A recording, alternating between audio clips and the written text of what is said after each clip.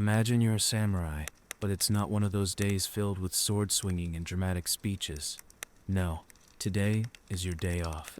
You wake up to the sound of bamboo creaking gently in the wind, the scent of tatami mats warmed by early sun, and not a single battle in sight. Your armor stays tucked away, your sword leans quietly in the corner, and your toughest decision this morning? Choosing which silk robe best matches your mood. You probably won't survive this era, honestly. Your idea of brunch doesn't involve grinding your own tea leaves or deciphering which fan folding technique signals "I'm relaxed" versus "I may duel you later." But hey, that's why we're easing into it slowly, one sensory detail at a time. So, before you get comfortable, take a moment to like the video and subscribe, but only if you genuinely enjoy what I do here. And I'd love to know, what's your local time, and where are you listening from? Drop it in the comments. Now, dim the lights, maybe turn on a fan for that soft background hum, and let's ease into tonight's journey together. You blink awake just as the slatted paper doors glow pale with morning light. There's no clamor in the courtyard, no servant rushing in with urgent news. Instead, someone slides open a panel silently and places a lacquered tray beside your futon. On it, a small bowl of miso, a delicate cup of green tea, and a neatly folded robe in soft blue, embroidered with the tiniest crane near the collar. You stretch, joints popping gently like distant temple bells, and slip into the day with the calm of someone who has absolutely nowhere to be. That robe? It matters. It's not just about fashion. It's a subtle language. Today's blue hints at serenity, introspection, and the desire to not be dragged into anyone's passive-aggressive sword match over breakfast. You head to your veranda and sip your tea while watching the steam rise like morning spirits. The tea is earthy, a bit bitter, grounding. Not quite the matcha of formal ceremonies, but still elevated, enough to make you pause and bow your head just slightly before the first sip. Mainstream history loves to show you the warrior side of samurai life. The armor, the duels, the rigid honor codes. But skip days like this, and you miss the entire rhythm of their existence. These warriors lived by an ideal called Bumbu Ryodo, the twin ways of the sword and the brush. And this morning, it's all brush. After tea, you wander back inside where your attendant has laid out several robes. There's the one with the subdued wave patterns, a little too formal. The light gray with pine needles? Nice, but it feels like a visiting relative's kind of outfit. You settle on the crane-embroidered blue after all. Why mess with perfection? You slide open another panel and head into the inner garden, sandals crunching the gravel just enough to make the sparrows hop in curiosity. You pause under the camellia tree. It's blooming late this year. A single blossom falls, red, like a drop of ink, and lands perfectly on the edge of your sleeve. Poetic enough to consider writing about, but not yet. The brush can wait. You might be thinking, surely they didn't fuss over clothes and birds like this? And yet they did. Samurai, especially in peaceful Edo-era Japan, were as much about performance and appearance as they were about martial readiness. Walking correctly, heels barely audible, was just as important as wielding a katana. Even casual gestures were weighed and evaluated.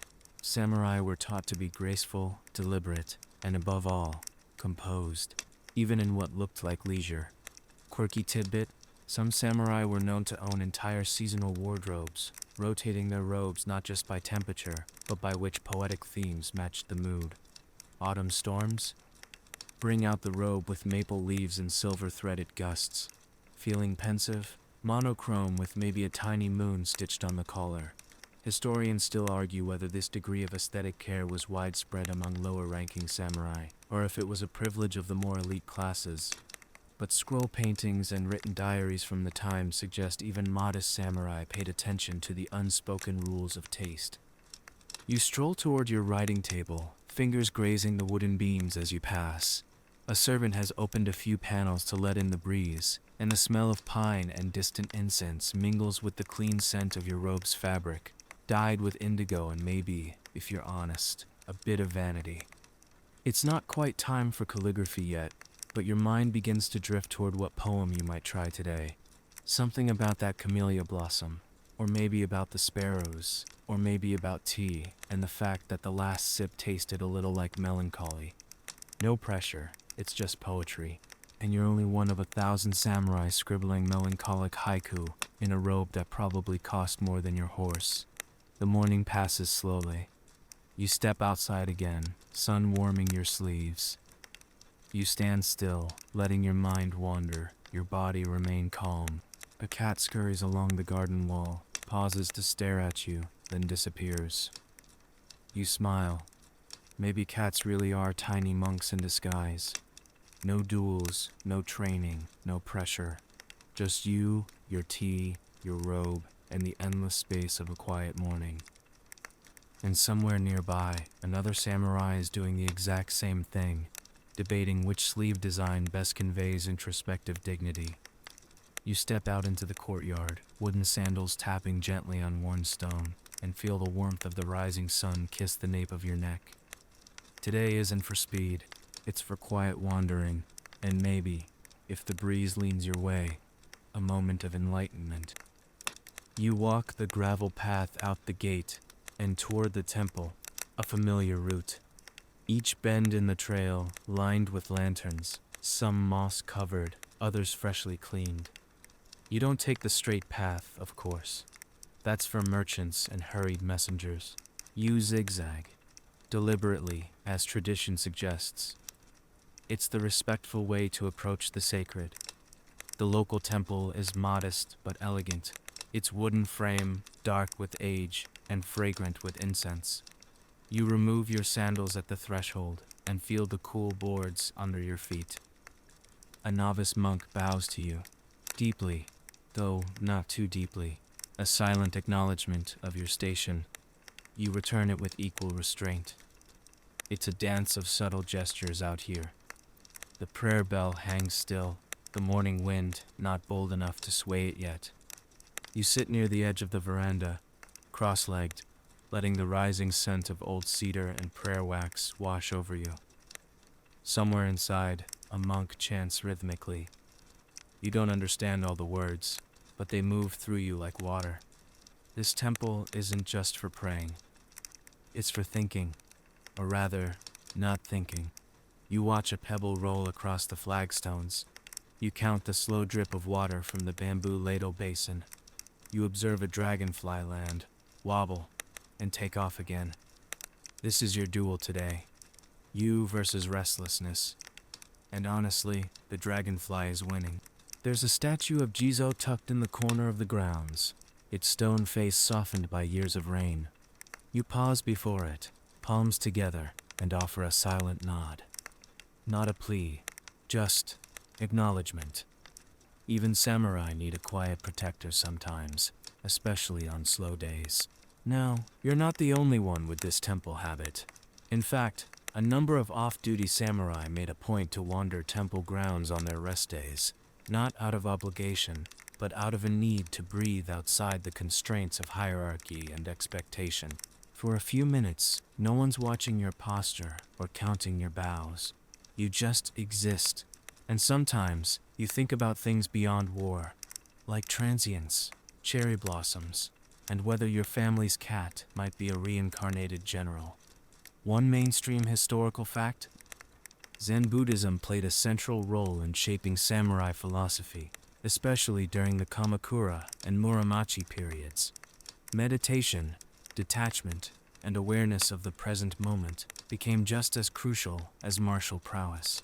Swordsmanship was a path, yes, but it was supposed to end in inner stillness. And today, with no battles, that stillness feels deliciously close.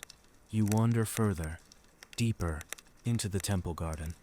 Not a decorative one, but the kind with raked gravel and rocks placed so precisely, you wonder if anyone's ever dared move one.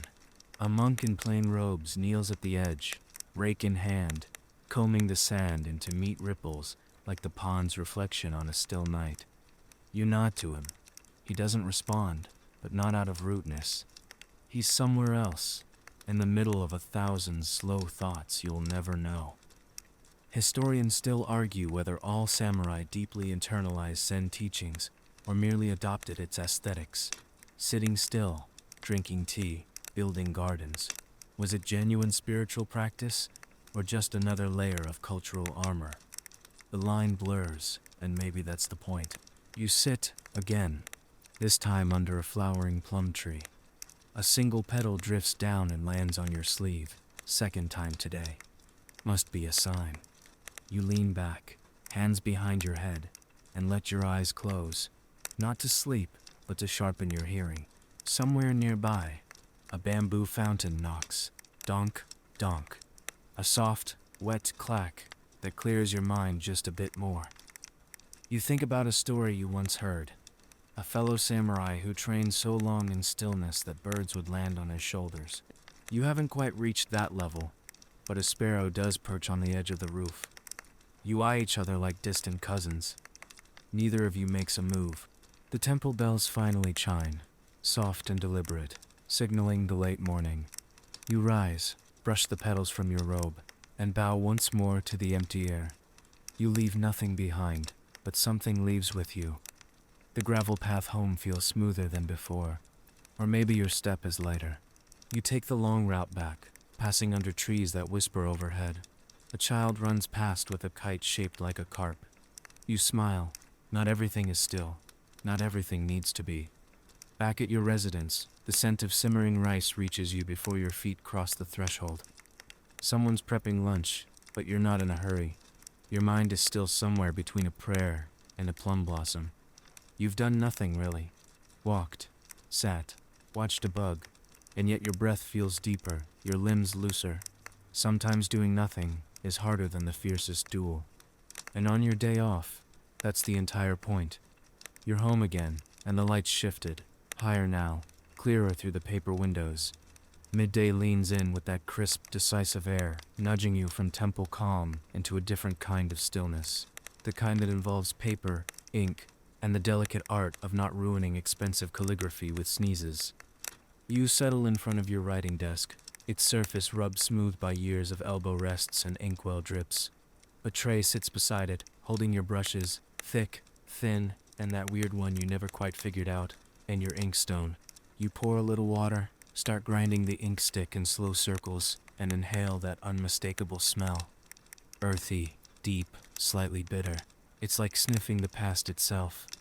Calligraphy isn't just writing for a samurai. It's performance, it's discipline. It's one flick of the wrist away from shame or subtle bragging rights. You dip the brush, lift your wrist, and begin to draw your first character. Slow, steady, and, okay, yes, slightly crooked. You sigh. Your cat watches from the edge of the room, unimpressed. You're certain he's judging your brushwork. Again. But this isn't just about practice. It's about identity. In fact, samurai were expected to cultivate both martial and cultural skills as signs of refinement. Calligraphy was a major pillar of that civilized warrior ideal, with entire schools teaching different styles, bold like a sword slash, or soft like whispered gossip.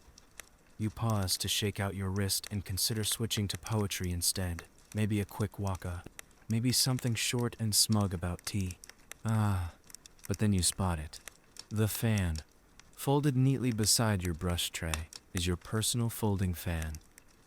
Now here's a real test of etiquette. Not the opening or closing, that's basic. No. The question today is, how do you hold your fan during conversation when you're neither threatening someone nor attending a tea ceremony? Fan etiquette among samurai could be as fussy as tea ceremonies and just as telling. Hold it too high, pretentious. Too low, aloof. Rest it on your knee while seated? Acceptable, but only if your robe isn't embroidered with dragons. And if you're standing and listening to someone more senior, your fan must be folded, held upright, and slightly angled. Because apparently, hierarchy has angles now.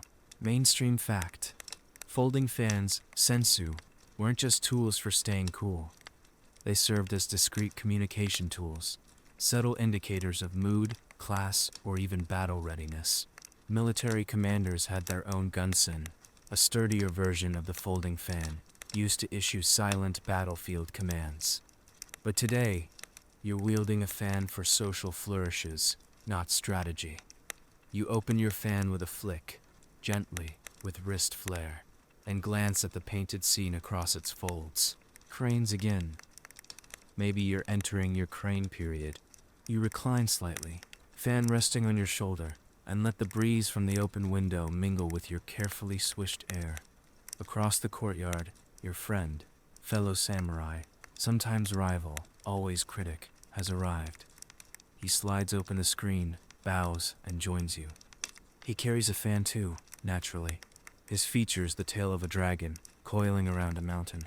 Subtle. "You've written anything today?" he asks, reclining into a cushion like he owns it. You grunt, gesturing vaguely at your one-finished character. He leans forward to squint. "Bold," he says. "Courageous use of space." Translation. You smudge the corner. You retaliate with fan positioning, raised just slightly while tilting your head. The old "I acknowledge your presence but not your opinion" move, a classic. You both sit in companionable silence, occasionally sipping tea, occasionally fanning yourselves with increasing drama. The cat repositions to face the window, bored of your posturing.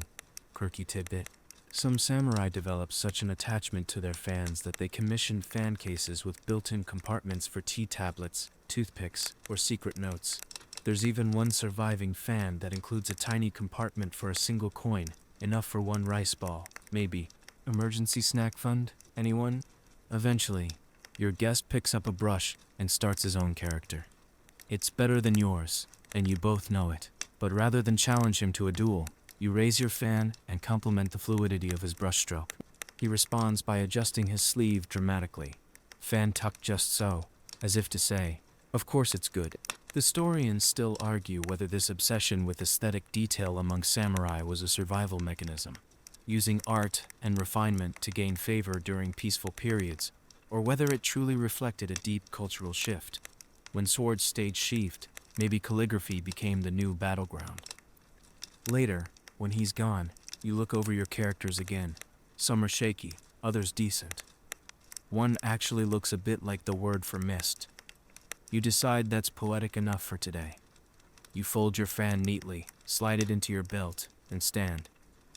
The day is only halfway done, and already you've fought invisible battles over brushstrokes and social cues. But hey, you didn't get ink on your robe this time. That's progress. You step outside again, robe fluttering slightly in the afternoon breeze. The sun's angled just right now, sending gold along the garden path, and your stomach reminds you, politely but firmly, that lunch has been earned, if not exactly fought for. But before food, a pause by the koi pond. The stones around it are warm, sun-baked, inviting. You crouch, knees cracking just a little, the sound of aging grace, and watch the koi drift lazily beneath the water's surface. Orange, gold, cream, and the occasional dramatic black and white fellow who looks like he's rehearsing for a no play. You fish a small rice cracker from your sleeve pocket. Yes, you stashed it there this morning, because snacks are the real foundation of samurai preparedness, and break it into crumbs. The koi swarm, bumping each other with slow-motion urgency. Their mouths open and close like tiny monks chanting underwater prayers. You swear one of them recognizes you. Just behind you, someone shuffles forward. Another samurai, clearly off-duty too. His robe is patterned with pines and cranes, which means he's either feeling contemplative or just lost a bet. He lowers himself beside you with a grunt and produces a sweet rice dumpling from a hidden pouch. You nod in solidarity. Koi feeding hour is an unspoken ritual, after all. As the koi dine, so do you. Sweet bean paste, soft rice shell, comfort disguised as ceremony. The other samurai gestures toward one particularly fat koi and mutters, "He's definitely eaten more than me today." You both watch as the koi wiggles dramatically to claim another crumb. "Should have trained as a fish," you reply. The two of you slip easily into lazy conversation. Nothing urgent. No talk of lords or policies or swordsmiths. Just idle observations. How the plum blossoms are falling early. How someone in town is breeding dogs that bark in haiku rhythm. How a traveling merchant tried to sell him a silk pillow shaped like Mount Fuji for spiritual neck support. This sort of gossip isn't mean-spirited. It's soft, almost poetic. It passes between you like wind through reeds. Plantless, pleasant, and absolutely necessary. Mainstream historical fact. Samurai didn't spend every waking moment preparing for battle, particularly in the peaceful Edo period, 1603 to 1868. Many held bureaucratic or ceremonial positions, leaving them with ample leisure time. These hours weren't wasted. They were woven into the fabric of cultural life, from poetry salons to garden maintenance to koi pond banter. The other samurai produces a fan from his sleeve and begins to idly flap it, not for air, but rhythm. "So," he says, "heard you're writing again." You grunt. "Any good?" "You know how mist doesn't commit to being water or air?" You say. "That's my poetry." He considers this. "Deep," he lies. You both lean back and watch the koi for a while longer. A dragonfly skims across the pond's surface, making ripples that disappear before they reach you. It feels like a metaphor, but you're too full of bean paste to chase it. Quirky tidbit? Koi were not just decorative. Wealthy samurai maintained koi ponds as signs of refinement and prosperity, but they also appreciated the symbolism. Koi represented perseverance, since in Chinese and Japanese mythology, a koi that swims upstream might one day become a dragon. It's an inspiring image, assuming you ignore the fact that your koi just swallowed a pebble and now looks mildly offended. Historians still argue whether these leisurely afternoons, poetry, koi, snacks, or carefully curated displays of cultivated masculinity. Was the samurai lounging by the pond truly at ease, or was he performing serenity for others? You could make a case either way, but from the looks of your lounging companion now softly snoring beside you, maybe the truth lies somewhere between. The sun tilts lower. A breeze picks up. One of the koi makes a surprisingly loud splash, perhaps offended by the lack of fresh chromes. You toss in the last of your cracker as a peace offering. It is received with great ceremony. Your companion stirs, yawns, and stretches dramatically, fan fluttering in hand. "Time for the bathhouse?" he asks. You nod. The koi blink up at you in unison, as if saying, "Don't forget to feed us tomorrow." You stand, brush a few petals from your sleeve, and follow the path out. Behind you, the pond returns to silence, ripples fading, the dragonfly circling once more, and the koi resuming their slow, meditative laps. Just another quiet hour in a samurai's day off, full of nothing, and therefore everything. The path to the bathhouse winds past plum trees and low stone walls, their mossy tops softening with the dipping sun. You've wrapped a fresh towel around your neck, not that it'll stay dry long, and your robe's tied a little looser now. The koi snack is settling nicely, and your shoulders are already anticipating the heat to come. The bathhouse itself is simple from the outside, a slatted wooden building, a puff of steam lazily curling from a high vent, and the faint sound of splashing and low conversation filtering through the walls. A carved sign reads, "You." Hot water, because if you can't find peace in this world, you can at least soak in it. Inside, you're greeted by the quiet echo of dripping water and the warm scent of hinoki cypress. You nod to the attendant, who barely looks up from folding towels with terrifying precision. Your companion from the koi pond is already untying his robe, muttering something about the proper sequence of undressing. Left sleeve first, or is that just funerals?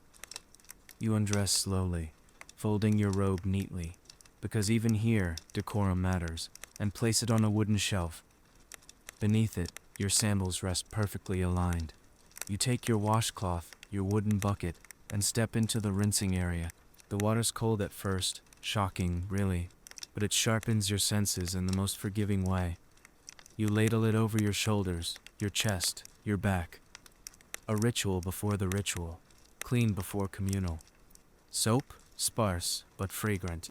You scrub gently with a rough towel, the texture grounding, like polite sandpaper for the soul.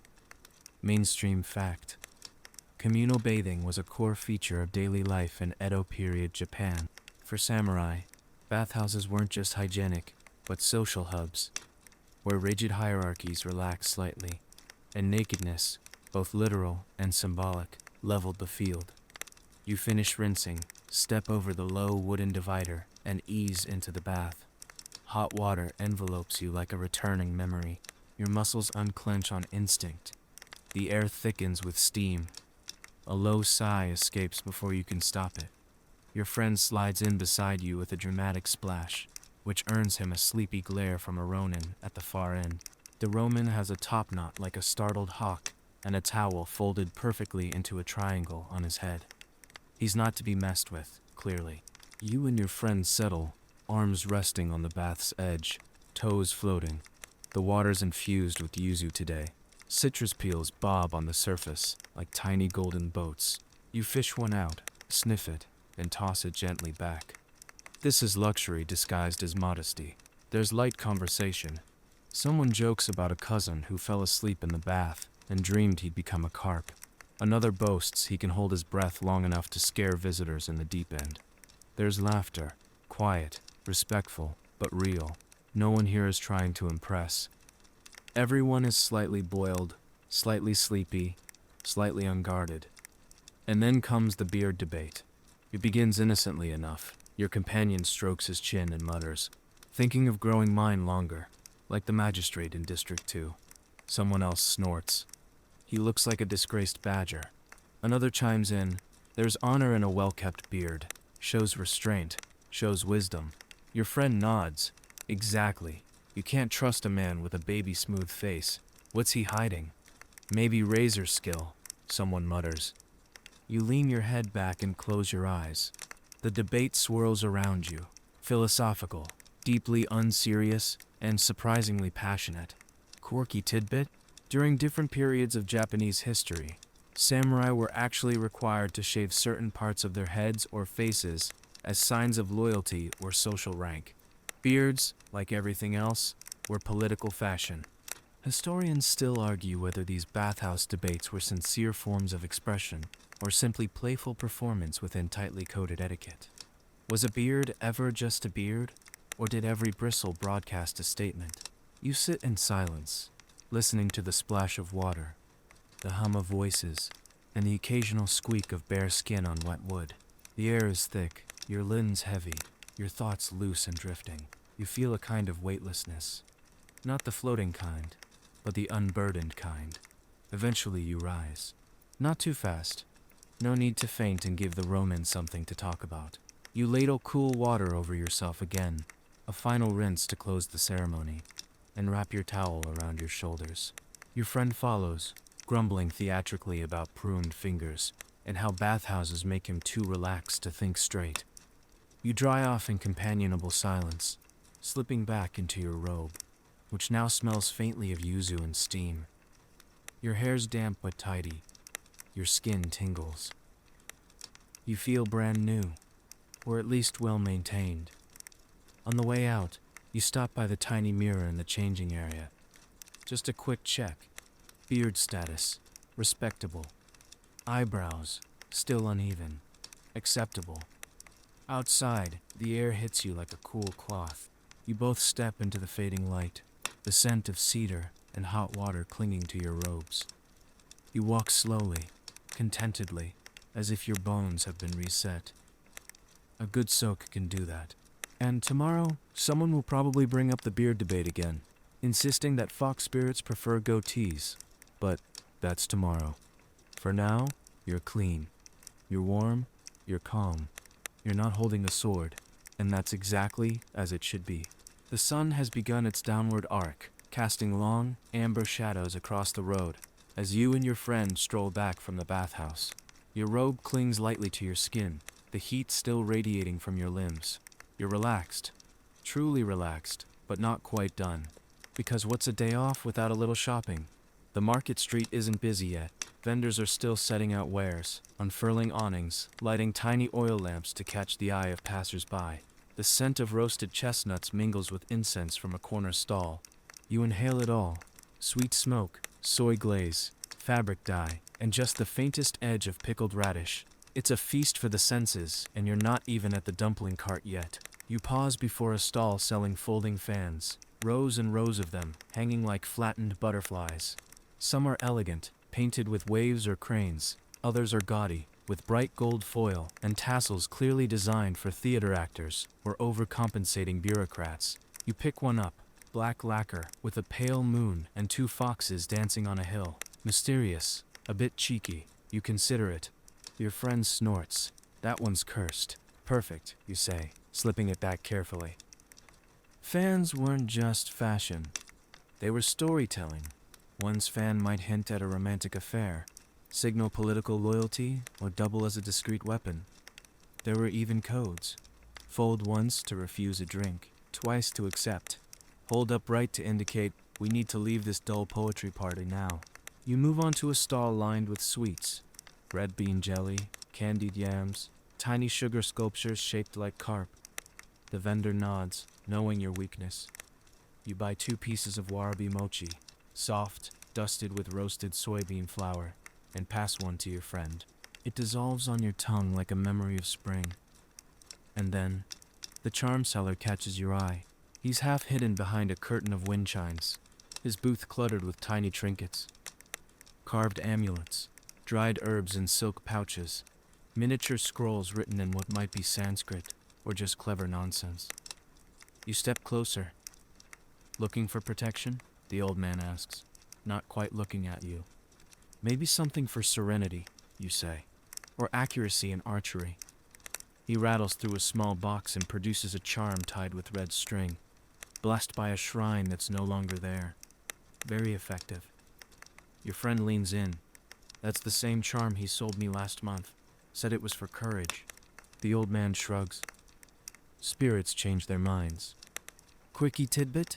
Some samurai believed in secret charms that could bless their armor or dull an enemy's blade. While official teachings emphasize discipline and skill, private beliefs in talismans, astrology, and lucky rituals were surprisingly common. A warrior might scoff at superstition publicly, then took a fox-tooth charm in his sleeve just before a duel. You buy the charm.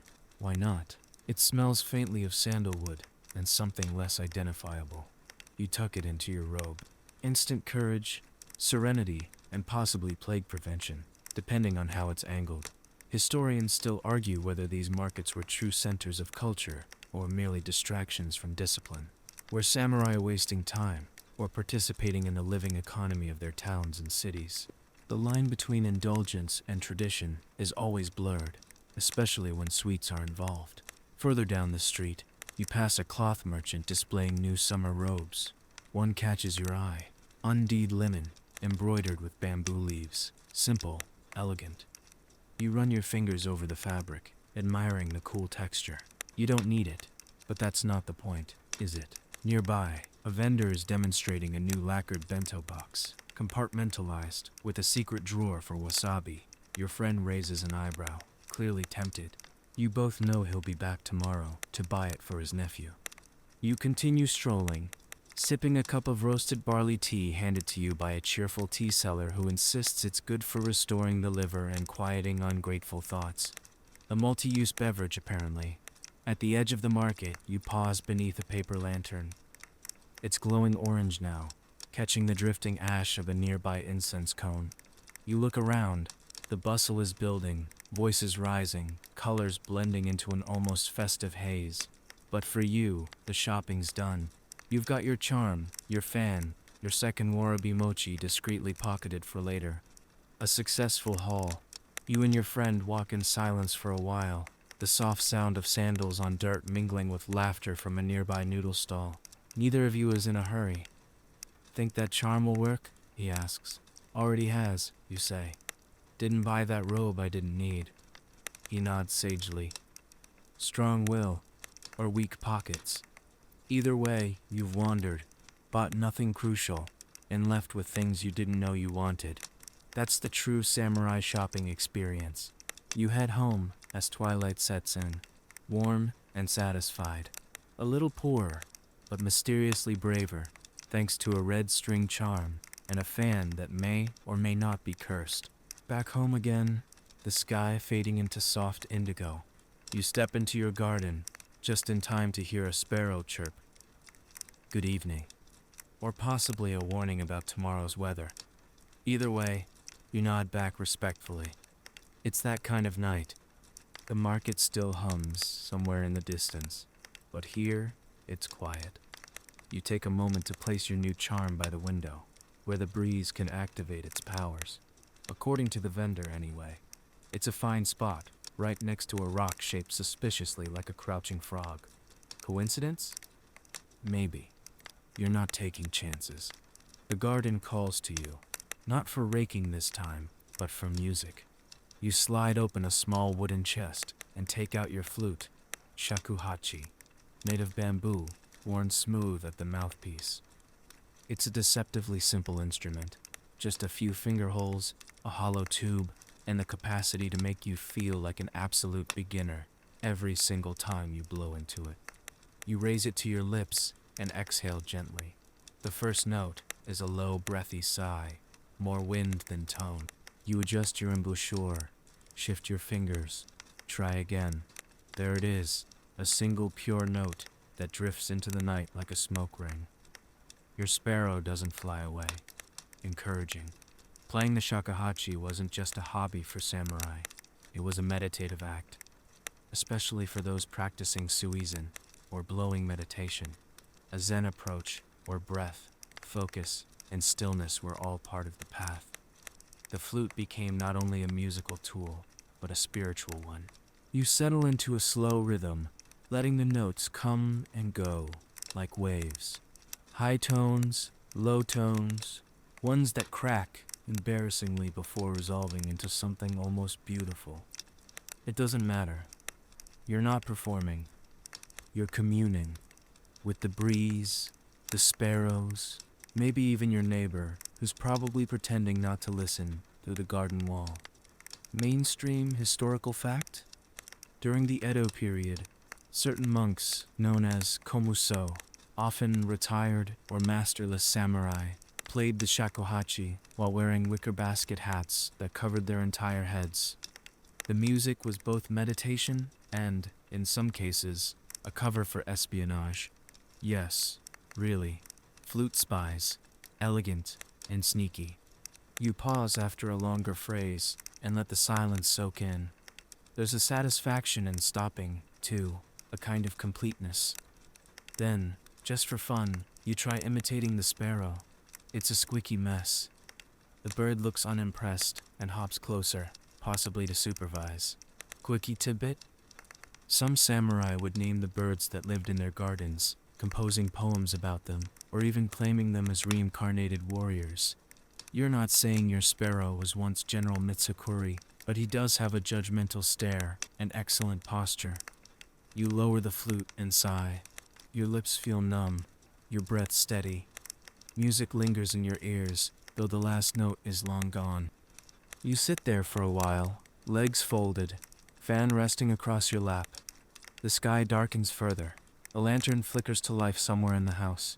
Your flute rests beside you, a humble piece of bamboo now full of memories.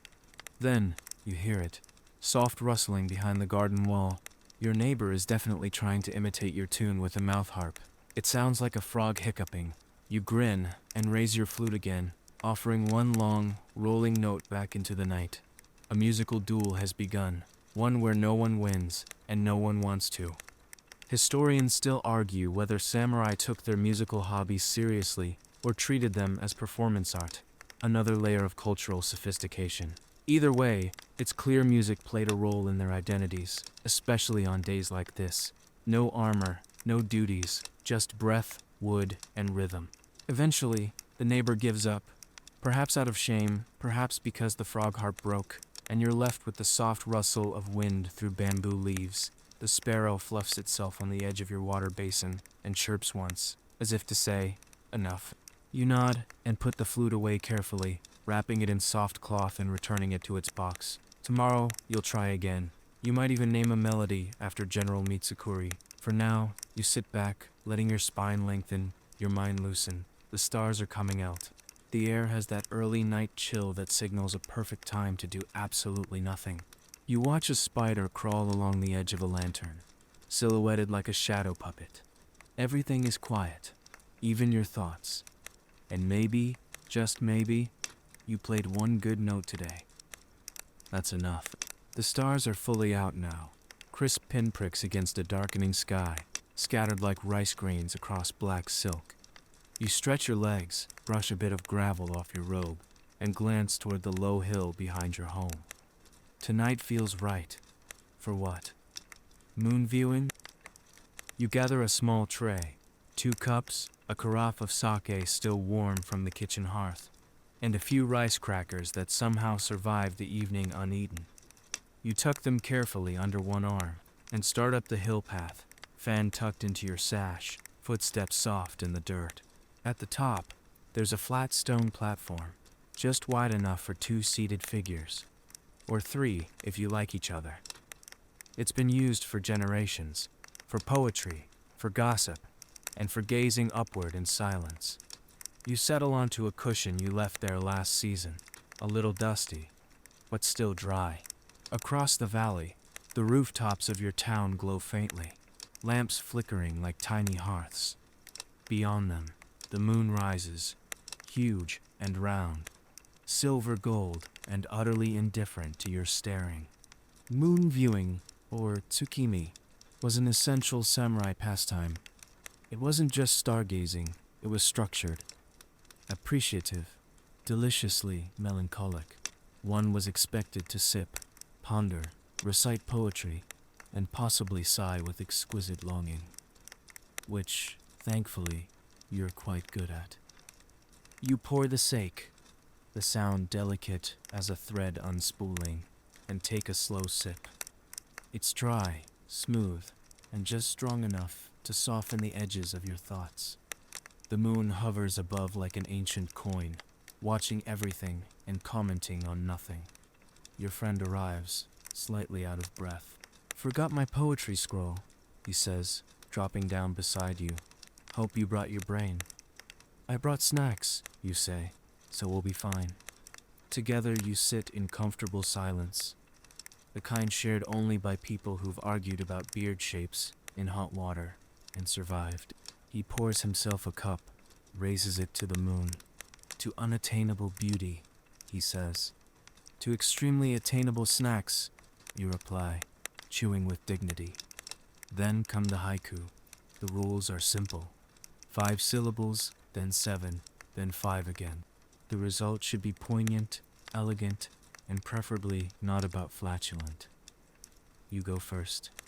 "Misty moonlight glows. My rice cracker breaks too soon. Loneliness tastes sweet." Your friend claps solemnly. "I felt that," he counters. A lone sparrow shrieks.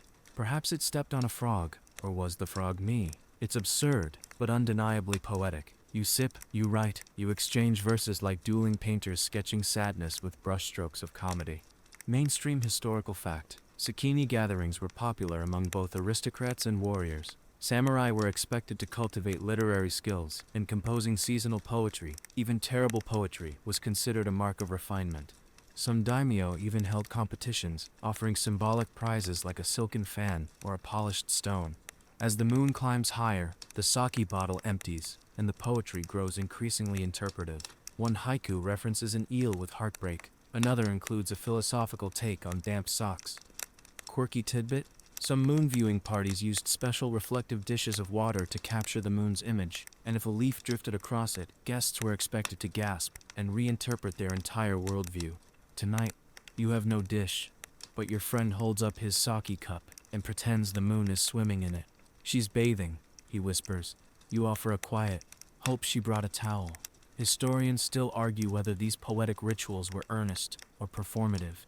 Did samurai truly feel the sting of seasonal melancholy, or was it part of their social armor? One more mask to wear, this one made of moonlight and metaphor. You hum a note one from earlier, perhaps, from your flute, and it fits this moment. A bit off key, a bit perfect. Your friend starts to snore beside you, head tipped back, mouth slightly open. You contemplate drawing a mustache on his upper lip with a calligraphy brush. A haiku forms uninvited. Warrior at peace, mouth wide like a yawning gate, dreams of dumplings now. You whisper it to the sky and raise your cup one last time. The moon, ever generous, offers no critique, just presence, and that's enough. You wake with a stiff neck and the faint scent of sake still tickling your breath. The cushion beneath you is slightly damp with dew, and your robe has picked up a few stray pine needles, gifts from the night. Your friend is already gone, likely embarrassed at his moonlit snoring. Only his empty sake cup remains, resting sideways like a fallen soldier of poetry. You stretch, slow and deliberate, and stand with a faint grunt. The moon is low now, dipping behind the trees, and the first pale light of morning is beginning to tint the eastern sky. But you're not heading to bed just yet. No, something more dramatic calls. The stage. Back at home, you push open the door to your storage room and begin the delicate process of sorting through your amateur no-play materials. Yes, today is for acting. Badly, perhaps, but with spirit. You unfold a no mask from its wrapping, white, with hollow eyes and an expression somewhere between sorrow and enlightenment. It's a female spirit mask, elegant and unnerving. You place it to your face briefly, peering through the slits. It changes the way the world looks. That's part of the magic. The stage isn't far, just a raised platform near your garden where friends occasionally gather to perform scenes from classical plays. You've decided today's theme will be Atsumori, a tragic tale of a young warrior defeated in battle, remembered through haunting flute melodies and lament. As you prepare, you pull on a long outer robe, borrowed from your aunt's cousin's friend who once studied proper stage costuming. It's heavy. It's slightly too long. It smells faintly of old incense and pickled plum. Perfect. Mainstream historical fact. While professional no actors trained for years, it wasn't uncommon for samurai, particularly those of higher status, to stage amateur performances for leisure or ritual observance. No, with its slow, deliberate movements and deep spiritual themes, was considered a refined pursuit befitting the warrior elite. You take your place on the stage, mask in hand. There's no audience yet, just a few curious cats and one sleepy gardener pretending not to be intrigued. The music begins. Well, not actual music, but your friend, now returned and slightly hungover, banging 2 blocks together for rhythm. You step slowly forward, each footfall a lesson in restraint. No walking is not walking. It's controlled gliding, as if the floor itself were water and your feet are too noble to disturb it. You recite a few lines, voice steady and soft. Though I die in battle, let my flute be remembered, wind through hollow bones. Your friend applauds, perhaps mockingly, perhaps sincerely. He's wearing too much eyeliner for a judgment call. You hand him the mask and take a seat. It's his turn. He performs a scene from a ghost story involving a jealous spirit, a crying lantern, and some suspiciously modern choreography. At one point, he twirls. The gardener stops pretending to prune hedges. Quirky tidbit? There were real cases where amateur samurai actors became so immersed in their roles that they insisted on staying in character for hours, even days, after the play ended. One such gentleman refused to remove his mask at dinner, claiming he had not yet released the spirit. His wife disagreed. Firmly, your performance wraps up with a final bow and a collapsed prop tree that your cat decided was a jungle gym. No matter, the point wasn't perfection. It was immersion. You lived another life, briefly, through deliberate steps and sorrowful poetry. A ghost spoke through you, and maybe sneezed once. Historians still argue whether these performances were deeply personal artistic pursuits or merely status displays meant to impress guests. Was the samurai actor expressing something real, or simply proving he had the leisure to rehearse tragedy? You step off the stage, loosen your robe, and laugh softly. Either way, you had fun, and no one dislocated a shoulder during the sword dance this time, which is progress. You store the mask carefully, brushing off the pine needles and wrapping it once more in silk. Your friend, still dramatically swimming in his spirit role, lies flat on the tatami, arm extended, whispering, "Tell my tale," to the fish. You step over him on your way to the kitchen and pour 2 cups of barley tea. When you return, he's sitting upright and inspecting his eyeliner in a hand mirror. "I was radiant," he says. "You were loud," you reply, handing him the tea. The sun climbs higher, the air warms, and somewhere in the trees, a bird mimics one of your stage cries with eerie accuracy. You take a sip of tea and let the quiet settle in.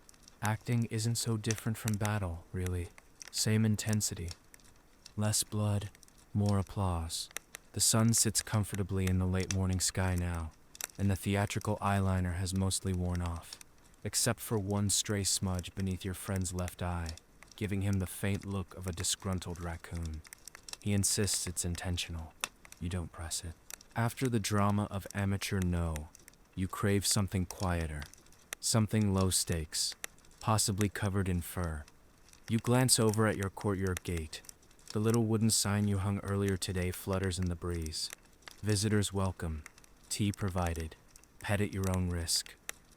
It's not official samurai policy, but then again, not everything needs a scroll and a seal. You've turned your home's rear garden into a makeshift cat salon. Unofficial, unregistered, slightly frowned upon by certain elders. But among friends, a roaring success. The guests arrive before you finish steeping the tea. A gray tabby with a stubby tail, clearly the boss, hops onto the porch like he owns it. Close behind, a long-haired calico with one ear folded back. She has opinions and no intention of hiding them. A ginger kitten scampers in after them, tiny paws, silent as judgment. You place bowls of food on the deck. Fish scraps, rice puffs, and something suspiciously herbal that your friend swears improves feline fur texture. You serve them tea, yourself, not the cats, and settle in with a cushion, the perfect picture of noble leisure. Mainstream historical fact: cats were quite popular in Edo period Japan. They were valued for their mousing abilities in storehouses and homes, but they also became companions, appearing frequently in art, poetry, and even advertisements. Samurai, especially those in urban areas, often kept cats, though never too openly. It wasn't exactly warrior-like to dote on something that fit in your sleeve and judged your calligraphy. The calico curls into your lap, purring like a tiny engine of approval. Your friend tries to attract the kitten by tapping his fan gently on the floor. The kitten swats it and retreats under a bench. "A promising warrior," he murmurs. You sip your tea and pet the calico with one hand. Her fur is impossibly soft. You begin composing a haiku. Fur, like drifting clouds, gets sharper than any blade. She naps through battles. Your friend coughs in what he claims is amusement, though it might be jealousy. His cup is still steaming, untouched, and the ginger kitten has now made a nest in his sleeve. Quirky tidbit? In some regions, people believed cats could sense ghosts or evil spirits. It wasn't uncommon for a samurai to watch their feline companions gaze carefully. If the cat stared into a corner for too long, perhaps it was time to check the family altar, or at least light some protective incense. One of the cats begins climbing your bamboo screen. You don't stop it. This is their domain now. A minor fee, really, for the therapy they provide. That, and the occasional chewed sandal. You lie back, letting the calico knead your stomach with tiny claws, an oddly painful but affectionate gesture. Your friend has abandoned all composure and is currently inventing a voice for the kitten, who apparently has very strong opinions about poetry and rice distribution. Historians still argue whether cat-keeping among samurai was a quiet rebellion against rigid expectations, or simply an extension of their pursuit of harmony and balance. After all, what creature better embodies effortless dignity, controlled movement, and unspoken judgment? You're starting to doze when the gray tabby hops up and bats your teacup gently off the porch. You blink, sit up. Message received, you mutter. You gather the empty dishes, refill the food bowls, and leave a tiny brush beside the bench, because the calico, despite appearances, does not groom her tail properly. Your friend gives the kitten a bow before it disappears into the grass. She'll write a memoir one day, he says.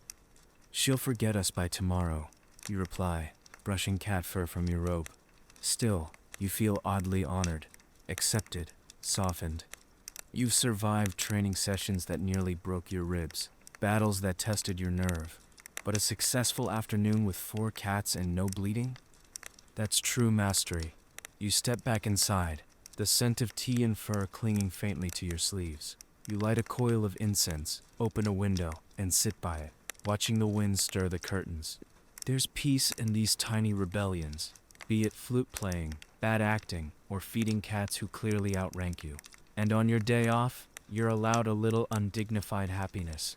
You're leaning against the door frame now, arms folded loosely, watching the sun begin its slow descent across the rooftops. There's that golden hour hush settling over the house, the kind of light that turns roof tiles into silver and tree branches into brush strokes. You're content, but not done. Your friend reappears, looking entirely too smug for someone recently outwitted by a ginger kitten. Board games? He asks, as if the idea just occurred to him and hasn't been bubbling under the surface all afternoon. You raise an eyebrow. Are you sure you want another rematch? Please, he scoffs. You're still recovering from the bean wager incident. You both head inside, where the game board already awaits. Go, of course, because what's a samurai evening without quietly trying to crush your opponent's will using polished stones? You sit cross-legged across from one another, the board between you. The pieces are smooth, black and white, carefully arranged in their bowls. There are no dice, no loud clacking, just deliberate placement and long, contemplative silences. Like a duel with punctuation. Mainstream historical fact. Go, known in Japan as Aigo, was more than just entertainment. It was considered a strategic discipline, sharpening focus, foresight, and patience. High-ranking samurai and even shoguns were known to sponsor matches or play in private. In many samurai households, knowing how to read territory on a board was as valued as reading the battlefield. The first few moves are cautious. You place a stone, your friend counters, both of you sipping tea between turns. There's no rush. Go is never about speed. It's about traps hidden in elegance. Eventually, your friend sighs dramatically. This game lacks drama, he mutters, reaching into his sleeve. From it, he pulls out a small cloth pouch and pours a few tiny beans onto the mat. Are we betting again? You ask, amused. Honor beans, he replies, nodding gravely. Winner gets the last mochi. Ah, so now it matters. You both continue, the board filling slowly with abstract conflict. White pushes into black territory. Black surrounds a cluster of vulnerable stones. A slight wince from your friend tells you you've struck home. Victory is near. And then, disaster. Your cat, possibly still irritated about the bamboo screen incident, leaps up and scatters half the board with a single, joyful pounce. Black and white stones roll everywhere. Your friend freezes mid-reach. You both look at the cat. It sits calmly on the board, tail twitching like a war fan. A single bean is now in its mouth. Quirky tidbit? In some circles, it was believed that the outcome of a board game could reveal the temperament of one's soul. This is probably why more than one samurai recorded dreams about losing to a fox or a spirit while playing Go. It was never just a game.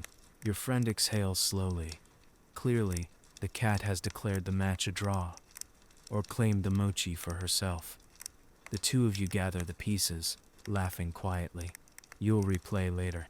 Perhaps something less scatterable, like Shugaroku, a dice-based game a bit like backgammon, with a touch more chaos. You roll out a simpler board and switch to Ban Shugaroku, the racing version. It involves less strategy and more cursing your luck. You each roll the dice and move wooden tokens shaped like little samurai helmets along the path toward victory, or humiliation. The first round ends with your friend rolling a 6 to your 1. The gods favor the dramatic, he intones, adjusting his imaginary cloak. Second round, you leap ahead, landing on a bonus space labeled Receive Gift from a Lord. You grant yourself an imaginary horse and a flattering poem. Third round, he lands on Fall Off Bridge, which earns a theatrical groan, and another bean into your victory pile. You both earn stitches by round 4. Your tokens are neck and neck. Your tea has gone lukewarm, and the pile of honor beans is now suspiciously uneven. Historians still argue whether these games were widely played in samurai households, or reserved more for festivals and family gatherings. But diaries from the era reveal mentions of private matches, particularly among retainers or bored scribes. One tale even describes a daimyo who hosted an annual Shugoroko tournament. Winner received a new set of sandals. The loser had to compose a poem apologizing to his ancestors for poor dice technique. Eventually, the final bean is won by you. Your friend groans, claims the cat distracted him, and insists on a rematch next week. You bow magnanimously and present him with half the mochi anyway. True victory is generosity, you say. True victory is knowing when to take the snack, he replies, biting into it without shame. The light outside shifts from golden to lavender. The cat sprawls across the abandoned go board, clearly satisfied with her role as game master. You gather the pieces, tie up the pouches, and store everything neatly. There's comfort in routine. Even in losing, even in games with beans. The games are packed away. Your tea has been reheated, and the mochi is nothing but a powdered memory. Evening begins to lean in fully now, draping the sky in a deeper shade of blue, like the sleeve of a formal robe pulled over the world. You head outside with a rake. Yes, really. The garden isn't in chaos. No weeds, no mess. But the gravel paths need attention. They always do. The quiet spirals, the shifting borders between stone and moss, the carefully composed asymmetry, all of it must be renewed. You step into your kerosene sway, dry landscape garden, where rocks stand like islands in a sea of gravel. You grip the rake with both hands and begin, pulling it gently through the stones in long, curving lines. The sound is soft but gritty, like parchment against wood. It echoes in your ribs. This is meditation in motion. The rake moves, the gravel yields, and your thoughts follow, looping gently, spiraling, smoothing. It's a kind of cleansing, a way to empty yourself while making something beautiful. You focus not on the pattern's perfection, but on your connection to it. Mainstream historical fact: Zen gardens were closely associated with the warrior class, especially during the Muromachi period, when aesthetics and discipline began to merge more intentionally. Samurai were taught that tending a garden was no less noble than sharpening a blade. It trained the same muscles of attention, presence, and quiet authority. You shift your weight and move to another section, working a tighter spiral around a central stone. You aren't copying a specific pattern. This is intuition guiding ritual. The rake becomes an extension of your arm. Your breath syncs with the motion, and the garden responds with obedience. The cat watches from the porch, tail flicking rhythmically. She blinks slowly. You suspect she's critiquing your lines. You pause near the moss patch, deep green, spongy, and oddly poetic. A single leaf rests in the center of it, having landed with the precision of a haiku. You don't move it. It's perfect. Or rather, perfectly impermanent. Quickie tidbit: there were samurai who took their garden maintenance so seriously. They kept detailed journals of how the gravel looked after certain rains, which rake teeth created the most contemplative patterns, and what emotional states they were in during each session. One man reportedly claimed to have had a personal revelation about mortality while adjusting a stone's angle by 2 degrees. You step back and look at your handiwork. The gravel swirls, the rocks stand dignified, and the moss seems to glow faintly in the twilight. You feel calmer, like your thoughts have been raked too, all jagged edges softened. Then you sit, right there, just off the main path, with your legs crossed and your hands resting on your knees. No need to go full lotus pose. You're a samurai, not a contortionist. You just sit and breathe. Historians still argue whether garden maintenance was genuinely therapeutic or just one more extension of samurai posturing. Was it truly about peace or about appearing serene while secretly fuming about your cousin's better sword collection? But as you sit there, hands dusted with gravel and rake beside you, the question feels distant, unimportant. The garden is quiet, the breeze barely stirs. The scent of earth, stone, and faint cedar smoke fills the air. You take out your fan, not to cool yourself, but to mark time.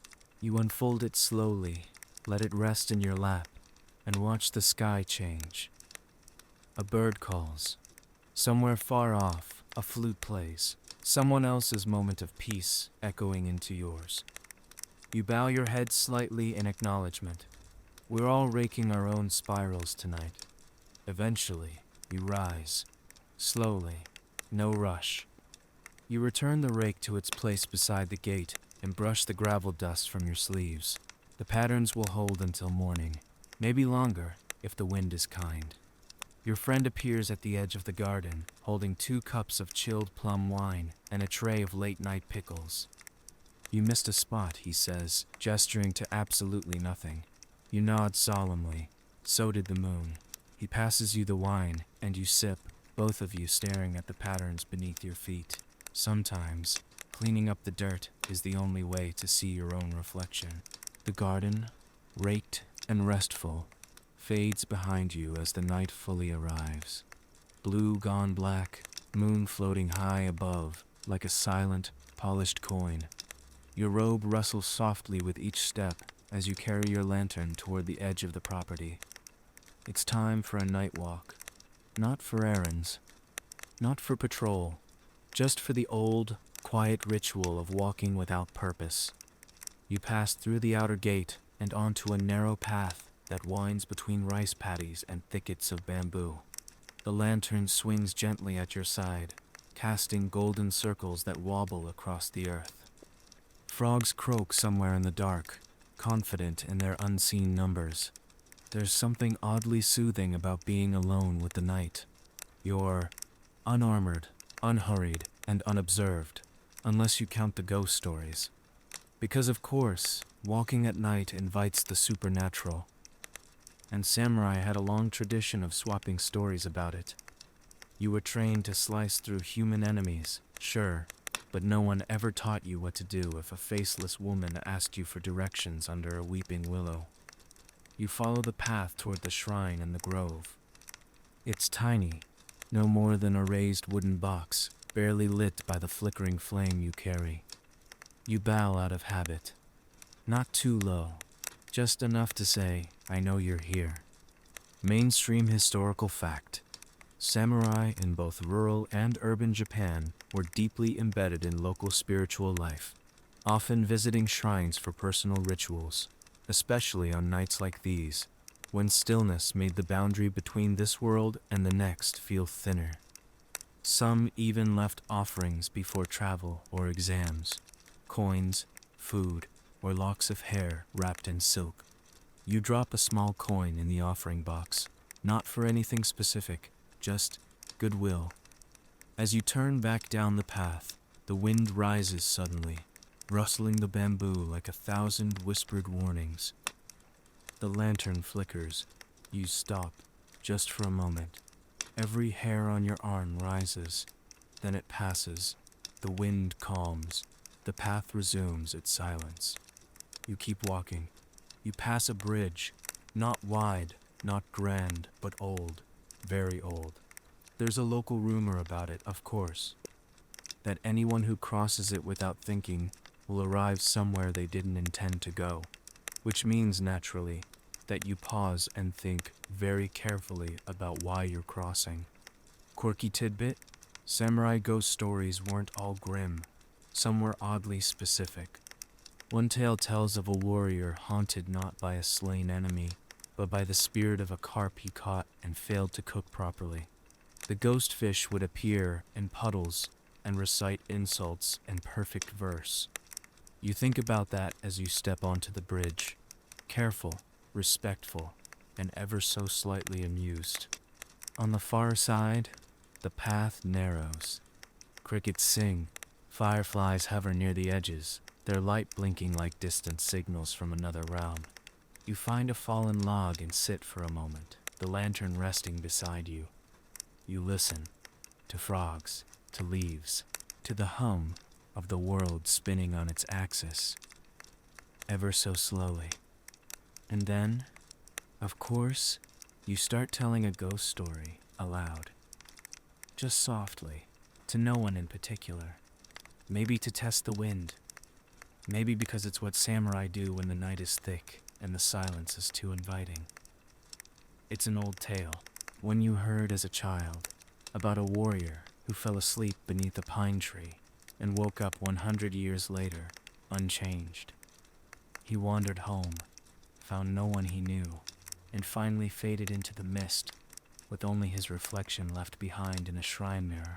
You tell it slow, voice low, letting the story curl through the trees.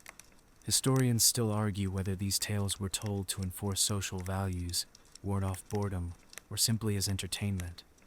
But to the samurai, stories of restless spirits and time-slipped warriors weren't silly distractions. They were reminders that honor doesn't shield you from fate, that stillness could be sacred or haunted. You rise from the log, brush your sleeves, and turn back toward home. The path looks different now. Not darker, just deeper, like it's swallowed some of your breath. That's fine. It can keep a little. As you reach your gate, the lantern finally dims. You place it carefully on the stone step and bow, just once, to the air. The ghost story's still with you, but that's not fear. It's tradition, tucked into your sleeve beside the fan, the charm, and the sound of gravel underfoot. You re-enter the courtyard, the garden still calm, your steps slow. A breeze lifts the curtains slightly. Inside, the cat blinks at you once, before returning to her nap. Even the ghosts, it seems, know not to disturb a samurai on his day off. Back inside, you close the gate gently behind you, letting the latch click with the kind of soft finality that means the world stays out now. Your lantern, still faintly warm, rests on a low table near the door. The cat has returned to her perch beside the incense dish, curled so tightly she resembles a cinnamon bun of quiet judgment. You step out of your walking shoes, stretch once more, and head toward your inner room. But first, one last bit of tending. Not to a sword, not to scrolls, but to something much humbler. Your houseplants. Yes, even samurai had a soft spot for green things indoors. You kneel beside a shallow ceramic dish where a single bonsai pine twists upward like it's reaching for some unseen heaven. You pour a little water at its base, watching it soak in. It's been with you for years. Too small for shade, too delicate for pruning theatrics. But this tiny tree has taught you patience. In the alcove near your writing desk, an ikebana arrangement leans elegantly in a vase. 2 branches of peach blossom, a reed, and 1 barely opened iris. You adjust a petal slightly, no more than a hair's breadth, and somehow it feels like straightening your thoughts. Gardening, indoors or out, is a form of choreography. Everything in its place, but just off balance enough to feel alive. You change into a lighter robe now. Soft cotton, plain, the kind you wouldn't wear in public but that feels exactly right when all your armor, literal and otherwise, is folded away. Your belt knot is loose. Your sleeves are rolled slightly. Your fan rests on the windowsill, where it catches a draft like a sail waiting to launch into dreams. From a small chest near your futon, you retrieve a folded paper, a poem you'd started earlier today, half finished between flute notes and koi crumbs. You read it again under the gentle glow of the hanging lamp. Morning tea still hot, cranes dancing inside my sleeve. The world forgets war. You exhale through your nose. Not bad. You add a final line, something about cats or the moon, you're undecided, and fold it again. Mainstream historical fact. Samurai homes were often minimalist in decoration, with much attention paid to seasonal details. The tokonoma, or decorative alcove, might feature a single hanging scroll, a flower arrangement, or a stone. Objects chosen not for flash, but for resonance. Daily acts of placement and noticing were as important as any duel. You light a final stick of incense, sandalwood this time, dry and slightly smoky, and place it in the ash bed. The air shifts immediately, more rounded somehow. Your thoughts slow to match. Then you sit at your desk, not to write, but to do nothing. To look out the open screen and watch the leaves move in the wind. To hear the faint shuffle of someone sweeping far off down the road. To sit in the quiet and not fill it. Quirky tidbit? Some samurai practiced mokoso, a form of sitting meditation before or after martial training, especially archery. But outside the dojo, it often became something simpler. Just the art of being still. No target, no philosophy. Just you and the fact of your breath. You lie down. Your futon is already laid out, layered just enough to keep out the chill. The cotton pillow smells faintly of cedar from the chest. You slide under the cover, one leg out because that's how warriors relax when no one's watching. The cat pads over and claims her usual spot at your hip, kneading once before collapsing in trust. Historians still argue whether all samurai embraced this level of domestic calm, or whether it was an ideal more seen in writings than reality. But letters, poems, and ink sketches left behind by real warriors say otherwise. They speak of ordinary comforts, tea, moss, quiet evenings, that meant just as much as armor, banners, and glory. You look toward the ceiling, wooden beams dark against the soft lamplight, and let your gaze blur. No battles today, no victories needed, just a pine tree in a dish, a scribbled haiku, the creak of floorboards settling into silence. You lie still for a while, the world quiet except for the faint tapping of bamboo in the wind and the rhythm of your own breathing. The cat has long since drifted into her tiny purring dreamscape. You, however, are in that pleasant, in-between space, where you're not quite awake, but not quite gone. But before the day ends, there's one last ritual. You rise, slowly, knees cracking with the kind of authority only achieved by honorable aging, and slide open the low drawer at your bedside. Inside, neatly wrapped in cloth, is your personal book of Zuihitsu. Scattered thoughts, dream fragments, and reflections. Not formal records, not grand letters, just whatever your hand happened to catch during quieter moments. You unfold it and skim what you wrote last week. A note about the taste of ginger pickles, a drawing of your cat sitting judgmentally on your poetry scroll, and a haiku so clumsy it might qualify as a war crime against syllables. You smile, then dip your brush and begin. Lantern swings, no breeze. Ghosts politely skip this house. I bow anyway.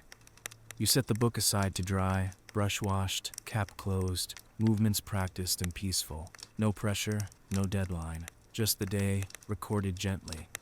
Mainstream historical fact. Many samurai kept private journals, not only to document events, but to explore feelings they couldn't express aloud. These entries often blended poetry, weather reports, gossip, dreams, and even grocery lists. Their pages were spaces where warriors became wanderers of thought. You tidy the corner of your futon, adjust the pillow with one hand, and lie back once again. The oil lamp flickers beside you. Not much left in it, but enough to see the shadows stretch and soften along the walls. You let your eyes drift to the beams overhead once more. They haven't changed, but somehow they feel different at night. Closer, more watchful, not in a frightening way, more like ancestors leaning in to whisper, "You did enough today." And you did. You kept your robe clean. You wrote a few decent lines. You didn't start a fire during your no performance, or let the garden gravel spiral into chaos. You fed the koi. You lost gracefully at a beam-based board game. You even made peace with your sparrow rival. That's a solid samurai day off. Quirky tidbit? Some samurai believe that how you ended your day shaped the kind of dreams you would have. If you fell asleep with bitterness, you'd wake in conflict. If you slept with gratitude, you'd wake with clarity. So, every night, they were taught to review the day and end on a peaceful image. Something small, lovely, and real. You let your mind wander one last time. To the koi darting through moonlit ripples. To the soft crinkle of your fan resting nearby.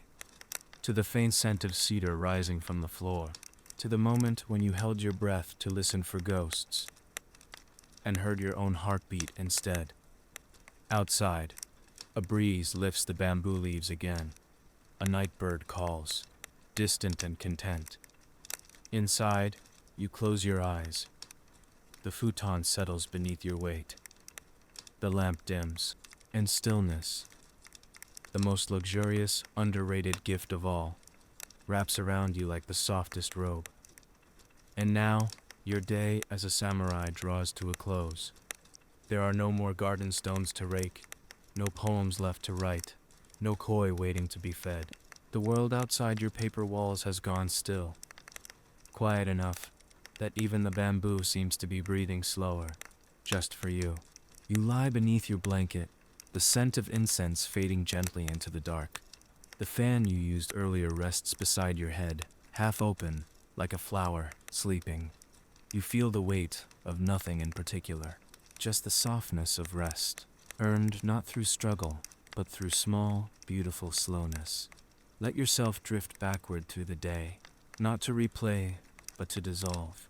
The warm water of the bath, the glimmer of koi scales, the soft crumbling of rice crackers, the meandering pattern of a rake through gravel, the hollow note of a flute carried off by sparrows. Everything that needed tending has been tended, the robes folded, the ink dried, the cat, finally, asleep without judgment. There's nothing left to do but let your breath slow, each inhale like a tide drawing in, each exhale a soft release. You're not a warrior right now. You're not a poet or an actor or a ghost hunter in the moonlight. You're simply someone breathing, quiet and still, wrapped in the gentle stillness of a long, deliberate day. Let sleep find you here, where the worries have been raked into spirals and the night is wide and kind. No swords, no noise, just peace, sweet dreams, samurai.